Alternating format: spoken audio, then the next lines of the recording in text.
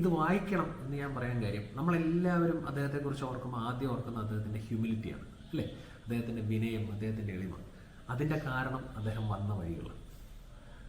അത് മാർക്ക് ചെയ്യാൻ ഇതിലും മനോഹരമായ ഒരു പുസ്തകമില്ല. അദ്ദേഹത്തിൻ്റെ പോലെ സൗമ്യമായ, അദ്ദേഹത്തിൻ്റെ പോലെ എളിമയുള്ള വാക്കുകൾ നമ്മളെ സ്പർശിച്ചിരിക്കും.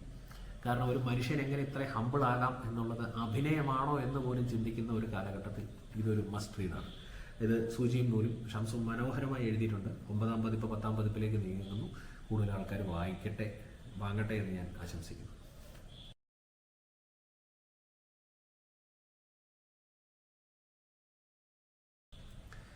ഇനി നമ്മൾ ഒരു ഇച്ചിരി ഡിഫറെൻ്റ് ആയിട്ടുള്ള ഒരു ബയോഗ്രഫി പറയാം.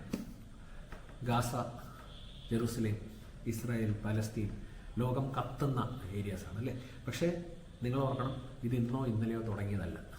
ചരിത്രാധീന കാലം മുതലേ ഈ മണ്ണ് 3 അബ്രഹാമിക് റിലീജിയൻസിൻ്റെ കളിത്തൊട്ടിൽ അല്ലെങ്കിൽ ജന്മനാട് എന്ന് പറയുന്ന ജെറൂസലേമിൻ്റെ ഒരു സിറ്റിയുടെ ബയോഗ്രഫിയാണ്.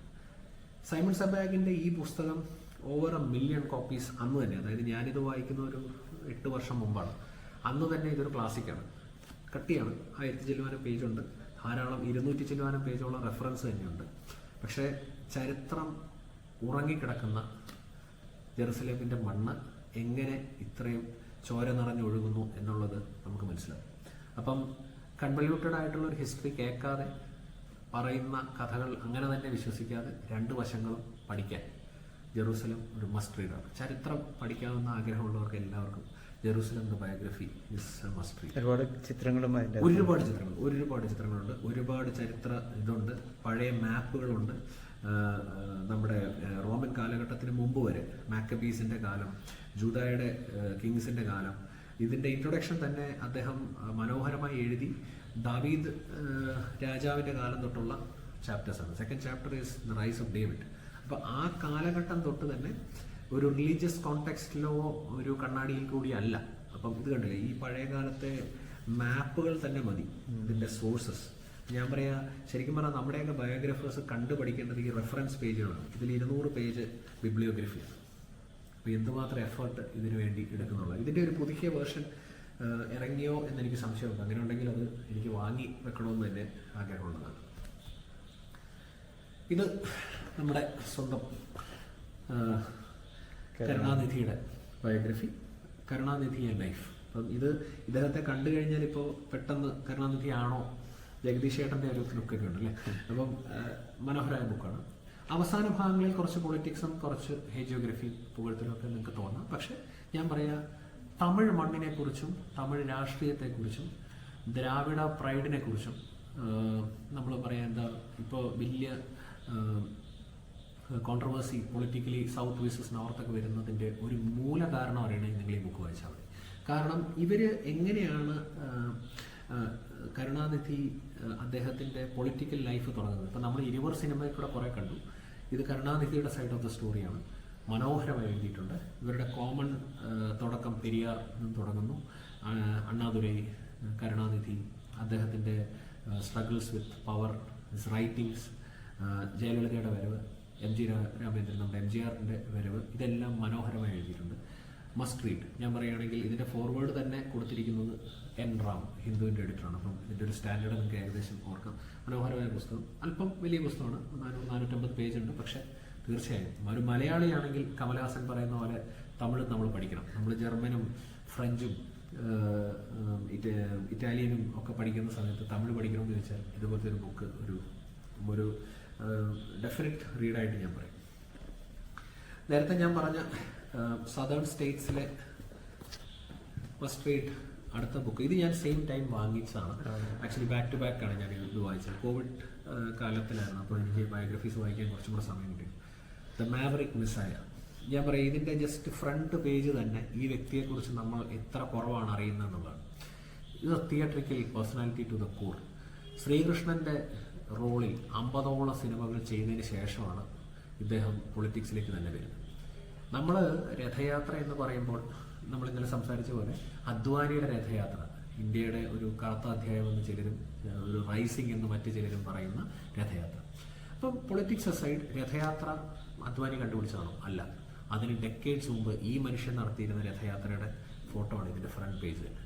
അന്നത്തെ കാലത്ത് ഇദ്ദേഹം ഒരു തിയേറ്ററിക്കൽ പരിവേഷത്തിൽ തന്നെ ശ്രീകൃഷ്ണൻ്റെ വേഷം കെട്ടിയാടിയ NT രാമറാവു അന്ന് ഒരു കൊറോള, ഒരു ടൊയോട്ടയുടെ ഒരു വാൻ കൺവേർട്ട് ചെയ്ത് അതിൻ്റെ മുകളിൽ കയറി നിൽക്കാവുന്ന പോലെ ഒരു പീഠം ഉണ്ടാക്കി ഒരു രഥം പോലെയാക്കി ആന്ധ്രാപ്രദേശിൻ്റെ തെക്കും വടക്കും യാത്ര ചെയ്ത് അവിടെയുള്ള കുളങ്ങളിലും പബ്ലിക് ടാപ്പുകളിലും ഒക്കെ എല്ലാ കാര്യങ്ങളും കുളി തേവാരം എല്ലാം നടത്തി ഗ്രാമങ്ങളിൽ ചെന്ന് ചെറിയ ചാർപ്പായിലൊക്കെ കിടന്നുറങ്ങി നിലത്ത് കിടന്ന് ഉറങ്ങി അദ്ദേഹം ഉണ്ടാക്കിയെടുത്ത തെലുങ്ക് ദേശം, ഇന്ന് തെലുങ്ക് ദേശവും ആന്ധ്രാപ്രദേശവും വലിയ പൊളിറ്റിക്സും ഒക്കെയായി മാറിയ ഒരു സംസ്ഥാനത്തിൻ്റെ കഥ. ഞാൻ പറയാം, ആ വ്യക്തിയേക്കാൾ കൂടുതൽ സംസ്ഥാനത്തിൻ്റെ കഥ. അവസാന കാലത്ത് നടന്ന പൊളിറ്റിക്കൽ ടർമോയിൽ മുഴുവൻ, അതായത് നമ്മുടെ ചന്ദ്രബാബു നായിഡുവിൻ്റെ വരവ്, ഇദ്ദേഹത്തിൻ്റെ ഭാര്യയ്ക്ക് എന്താണ് സംഭവിച്ചത്, ഇതെല്ലാം very true to what has happened. ഇതിനകത്ത് ശരിക്കും പറഞ്ഞാൽ ഹൈജിയോഗ്രഫി ഇല്ല, വളരെ ട്രൂത്ത്ഫുൾ ആയിട്ട് എഴുതിയിരിക്കുന്ന ഒരിതാണ് രമേശ് കണ്ഠൂരിൻ്റെ പൊളിറ്റിക്കൽ ബയോഗ്രഫി. ഇത് പൊളിറ്റിക്കൽ ബയോഗ്രഫിയാണ്, അദ്ദേഹത്തിൻ്റെ പേഴ്സണൽ ഇതിനേക്കാൾ ഉണ്ട്, ധാരാളം ഉണ്ട്, പക്ഷേ പൊളിറ്റിക്കൽ ബയോഗ്രഫി ആയിട്ടാണ് എഴുതിയിരിക്കുന്നത്. ഈ ബുക്ക് ഓതറെ അറിയാത്ത ആരും കാണില്ല. ഗബ്രിയേൽ മാർക്കേസിന്റെ ആത്മകഥ living to tell the tale. പ്രത്യേകിച്ച് മലയാളികൾക്ക് മാജിക്കൽ റിയാലിസത്തിന്റെ ഉപജ്ഞാതാവ് എന്ന് പലരും ചിന്തിക്കുന്ന, ഈ അടുത്ത് യോസ പോയപ്പോഴാണ് മാർക്കേസ് പിന്നെയും സെലിബ്രേറ്റ് ചെയ്യപ്പെടുന്നത്. ഒറ്റ ലൈൻ തുടക്കത്തിലെ first page: life is not what one lived but what one remembers and how one remembers it in order to recount it. നമ്മൾ ജീവിച്ച ജീവിതം മറ്റുള്ളവരോട് പറയാൻ അക്കം നിരത്തി എണ്ണി ഓർത്ത് പറയുന്നതിൻ്റെ ആവശ്യം എല്ലാവരോടും പറയുന്നു, അല്ലേ? ഇപ്പം നമ്മൾ ബാനു മുഷ്താഖിൻ്റെ കാര്യം പറഞ്ഞ പോലെ അദ്ദേഹം ജീവിച്ച ഏരിയാസ്, അദ്ദേഹത്തിൻ്റെ ആദ്യത്തെ യാത്ര, ഇതിൻ്റെ ഫസ്റ്റ് പേജ് അദ്ദേഹത്തിൻ്റെ അമ്മയുടെ വീട് വിൽക്കാനായി അമ്മയോടൊപ്പം യാത്ര ചെയ്യുന്ന ഒരു ട്രെയിൻ ജേണിയാണ്. അതിൽ നിന്ന് അങ്ങ് തുടങ്ങി സത്യം പറഞ്ഞാൽ ആ ഏരിയ മുഴുവൻ. അപ്പം no one writes to the colonel നമ്മൾ ഞെട്ടിക്കുന്ന രീതിയിൽ അറിയുന്നത് അദ്ദേഹത്തിൻ്റെ മെറ്റേണൽ ഗ്രാൻഡ് ഫാദറാണ്. അപ്പം ഈ എഴുതിയ കഥാപാത്രങ്ങളെല്ലാം അദ്ദേഹത്തിൻ്റെ ബന്ധുക്കളോ അദ്ദേഹത്തിൻ്റെ ജീവിതത്തിൽ ഡയറക്റ്റ് കണ്ടിട്ടുള്ള ആൾക്കാരാണ്. എന്തുകൊണ്ടാണ് നമ്മൾ മാർക്കേസിനെ മാജിക്കൽ റിയാലിസത്തിൻ്റെ ഒരു ഉപജ്ഞാതാവെന്നോ പ്രസിദ്ധനായ എഴുത്തുകാരെന്നോ ഒക്കെ പറയും. ഇപ്പം നമ്മൾ വിലാസിനി തർജ്ജമ ചെയ്ത യുവാൻ റൂൾഫോയിലെ പെദ്രോ പരാമോ വായിച്ച് ഇതിലൊക്കെ വലിയ റിയാലിസം ഉണ്ടെന്ന് നമുക്കറിയാം. പക്ഷെ സാധാരണ ഒരു വായനക്കാരൻ എപ്പോഴും മാർക്കേസാണ് ഗോൾഡ് സ്റ്റാൻഡേർഡ്. നമ്മൾ ലാറ്റിൻ അമേരിക്കൻ യോസയുണ്ട്, യുവാൻ റൂൾഫോ ഉണ്ട്, നമുക്ക് മറ്റ് എഴുത്തുകാരുണ്ടെങ്കിൽ മാർക്കേസിൻ്റെ ആയ സ്ഥാനമുണ്ട്. അപ്പോൾ മാർക്കേസിൻ്റെ ആരാധകൻ എന്നുള്ള മട്ടിൽ മാർക്കേസ് വന്ന വഴികൾ, മാർക്കേസ് എങ്ങനെ ഇതുപോലെ എഴുതി, മാർക്കേസിൻ്റെ അമ്മ പറയുന്നുണ്ട്, മാർക്കേസ് പാടുന്ന പാട്ടുകൾ, മാർക്കേസ് ജനിക്കുന്നതിന് മുമ്പ് മാർക്കേസിൻ്റെ മരിച്ചുപോയ അല്പം നൊസ്സുള്ള ഒരു ആൻറ്റി പാടിയിരുന്ന പാട്ടുകളായിരുന്നു അത്രേ.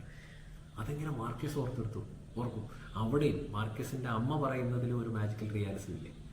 അതാണ് ജനസ്. അപ്പോൾ പിന്നെ എങ്ങനെ മോശം വരും? മാർക്കേസ് കിടന്നിരുന്ന മുറികൾ, മാർക്കേസിൻ്റെ തെരുവുകൾ, മാർക്കേസ് നടന്ന വഴികൾ, അതാണ് 100 Years of Solitudeലെ ഓരോ വരികളും. അപ്പം കേണൽ ബുണ്ടേല എന്നൊക്കെ നമ്മൾ ആരാധിക്കുന്ന ആ കഥാപാത്രം അദ്ദേഹത്തിൻ്റെ ഏറ്റവും അടുത്ത് കണ്ട മെറ്റേണൽ ഗ്രാൻഡ് ഫാദർ ആയിരുന്നു എന്നുള്ളതാണ് ആ ഒരു മാജിക്കൽ ടച്ച് നമ്മളെ കൊണ്ട് ചേർത്ത് വരിഞ്ഞ് മുറുക്കി ചേർത്ത് പിടിക്കുന്ന മാർക്കേസിൻ്റെ എഴുത്തിൻ്റെ വഴികൾ. And the title living to tell the tale. ഞാൻ ജീവിച്ചിരിക്കുന്നത് എൻ്റെ കഥ പറയാനാണ്. അപ്പം ഞാൻ ആ ഫസ്റ്റ് ലൈൻ പറഞ്ഞ പോലെ എല്ലാവർക്കും അങ്ങനെ ഒരു പണി കൊടുത്തിട്ടാണ് മാർക്കേസ് പോയിരിക്കുന്നത്. ഇത് വായിക്കുന്ന ഓരോരുത്തരും തോന്നും നമ്മുടേതായ കൊച്ചു വഴികളൊന്നും എഴുതി വെക്കാം, അതിനൊരു വായനക്കാരൻ കാണും. ഏറ്റവും അടുത്ത് ഇതുപോലെ കഴിഞ്ഞ മാസം വായിച്ചാണ് കാലം ചെയ്തു പോയ പോപ്പ് ഫ്രാൻസിസിൻ്റെ ലൈഫ് എന്ന് പറഞ്ഞ മൈ സ്റ്റോറി ത്രൂ ഹിസ്റ്ററി എന്ന് പറഞ്ഞ പുസ്തകമുണ്ട്. ഹോപ്പ് എന്ന് പറഞ്ഞൊരു ബയോഗ്രഫിയും കൂടിയുണ്ട്. പക്ഷെ ഞാൻ കൂടുതൽ അഡ്വൈസ് ചെയ്യുക ലൈഫ് വായിക്കാനാണ്. ലൈഫ് വായിക്കണം. ഞാൻ ഈ അടുത്ത് 2 ആഴ്ച മുമ്പ് വത്തിക്കാനിൽ പോയിരുന്നു. ഞെട്ടിക്കുന്ന കാഴ്ചകളെന്ന് വെച്ച് കഴിഞ്ഞാൽ കാലം ചെയ്തു പോയ മാർപ്പാപ്പയ്ക്ക് സെയിൻസിനേക്കാൾ കൂടുതൽ ഓൾറെഡി ആരാധകരുണ്ട്. ഞാൻ അവിടെ പോയപ്പോൾ എനിക്ക് വാങ്ങിക്കാൻ തോന്നിയത് ഇദ്ദേഹത്തിൻ്റെ ഒരു സ്റ്റാച്യുവാണ്. കാരണം he's sure to be a saint in our own lifetime. The kind of impact that he's had on people is നമുക്ക് പറഞ്ഞറിയിക്കാൻ പറ്റില്ല. അത്ര സ്മൈലിംഗ് ഫേസ്. ഈ ഫേസിലെ ഈ ചിരി നമ്മളൊരു ബിലീവർ ആകണമെന്നില്ല. He spread smile, he spread life and he spread hope. എങ്ങനെ?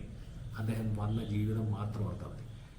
എന്തുകൊണ്ട് വത്തിക്കാനിലെ അമ്പരചുംബികളായ ആ ടവറുകളും ആ വാതായനങ്ങളും റെഫ്യൂജികൾക്ക് തുറന്നിട്ടു? ഒറ്റ ഉത്തരവുള്ളൂ, അദ്ദേഹം ഒരു റെഫ്യൂജിയായിരുന്നു. He was Italian refugee who lived in Argentina. അപ്പോൾ that tells you why his doors were always open for the poor, the destitute and the downtrodden. അഭിനയമല്ല, അദ്ദേഹം അനുഭവിച്ച ബുദ്ധിമുട്ടുകൾ വേറൊരാൾക്കും വരരുതെന്നുള്ള ഒരു വാശിയിൽ. സെൻറ്റ് പീറ്റേഴ്സ്ബർഗിലെ കൊട്ടാരത്തിലല്ല അദ്ദേഹം ജീവിച്ചത്. അദ്ദേഹം സെയിൻറ്റ് മാർത്താസ് എന്ന് പറഞ്ഞ ഒരു ചെറിയൊരു ഇന്നിലെ അവർ കാർഡിനൽസ് വരുമ്പോൾ താമസിക്കാൻ കൊടുക്കുന്ന ഒരു മുറിയിലാണ് പേപ്പൽ കാലം മുഴുവൻ, അതായത് പോപ്പായിരുന്നു മുഴുവൻ കാലം ജീവിച്ചത്. മറ്റ് പാപ്പമാർക്കൊക്കെ ഒരു സമ്മർ റെസിഡൻസ്, ഒരു വിൻ്റർ റെസിഡൻസ്. ഞാൻ പല പ്രാവശ്യം റോമിൽ പോയതുകൊണ്ട് എനിക്കറിയാം, അവിടെ ഒന്നും ഈ മനുഷ്യൻ പോയിട്ട് പോലുമില്ല. അതുകൊണ്ടാണ് നമ്മളിങ്ങനെ തൊട്ട് തലോടുന്ന ബേബി ഫേസ്.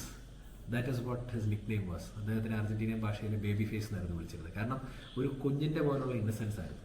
അതുകൊണ്ടാണ് അദ്ദേഹത്തെ നമ്മൾ ഇന്നും ഒരു ഗദ്ഗത കണ്ടനായി വേർപാട് നമ്മളിപ്പോഴും ഓർത്തിരിക്കുന്നത്. So life is something which everybody needs. നമ്മുടെ അടുത്ത സുഹൃത്തായ നമ്മുടെ നന്ദേട്ടൻ, അദ്ദേഹം ഒരു ക്രിസ്ത്യൻ അല്ല, പക്ഷെ അദ്ദേഹം വളരെ ടച്ചായിരുന്നു. ഇത് വായിച്ചിട്ട് എന്നോട് പറഞ്ഞു, ഡോക്ടറെ ഇതിൻ്റെ ഒരു ടോക്ക് എവിടെയെങ്കിലും നമുക്ക് കൊടുക്കണം. കാരണം ചരിത്രത്തെ തൊട്ടറിഞ്ഞ് ലോകത്തിന് സമാധാനം എന്ന് പറഞ്ഞത് ഉറക്കെ പ്രഖ്യാപിച്ച കാത്തലിക് ചർച്ചിൽ ഏറ്റവും കൂടുതൽ റിഫോംസ് നടത്തിയിട്ടുള്ള മാർപ്പാപ്പ എന്ന് ചരിത്രം രേഖപ്പെടുത്തുന്ന ഒരു വ്യക്തിയായിരിക്കും പോപ്പ് ഫ്രാൻസിസ്. സത്യം പറഞ്ഞാൽ പുതിയ പാപ്പ ലൂയി 14 വന്നപ്പോൾ എല്ലാവരും ആശങ്കപ്പെട്ടത് ഇതാണ് ലെഗസി, ഇതിൻ്റെ അപ്പുറത്തേക്ക് എങ്ങനെ പോകും എന്നാണ് എല്ലാവരും ആലോചിച്ചത്. പക്ഷേ he was A chosen shepherd. ഞാനത് പറയും, അമേരിക്കൻ പ്രസിഡന്റ് യാത്ര ചെയ്യുന്ന പ്ലെയിനിൻ്റെ പേര് എയർഫോഴ്സ് 1 എന്നാണ്. പേപ്പൽ ഇത് അങ്ങനെ ഒരു പ്ലെയിൻ ഇല്ല. പ്ലെയിൻ അവർ റെൻറ്റിന് എടുക്കുമ്പോൾ അതിൽ ഒട്ടിക്കുന്ന ഒരു പേരുണ്ട്, ഷെപ്പേർഡ് 1 എന്ന് വെച്ച് കഴിഞ്ഞാൽ ഒന്നാം ഇടയൻ. ആ റോളിൽ മനോഹരമായി ജീവിച്ച ഒരു മനുഷ്യൻ എന്ന് പറയാവുന്ന ഒരാളാണ് പോപ്പ് ഫ്രാൻസിസ്.